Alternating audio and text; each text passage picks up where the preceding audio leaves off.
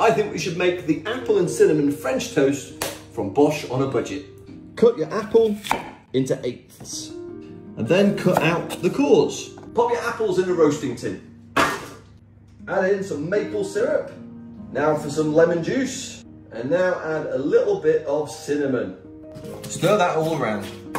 Pop them in the oven and roast for 20 minutes. Now let's make some batter.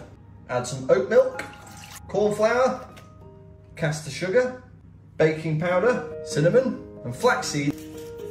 Take one slice of bread and dip it in the batter, but don't leave it in there for too long because it will become a little bit too wet. That is perfect. Fry your cinnamon French toast in some dairy-free butter. Let's flip this bad boy over, see what it looks like on the other side. Look at how crispy, look at how delicious.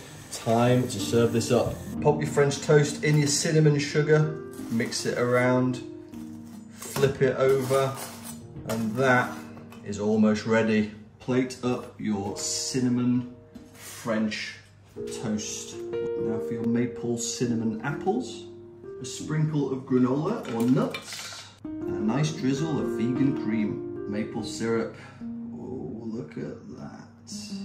So that is our super simple apple and cinnamon French toast for our brand new book, Bosh on a Budget.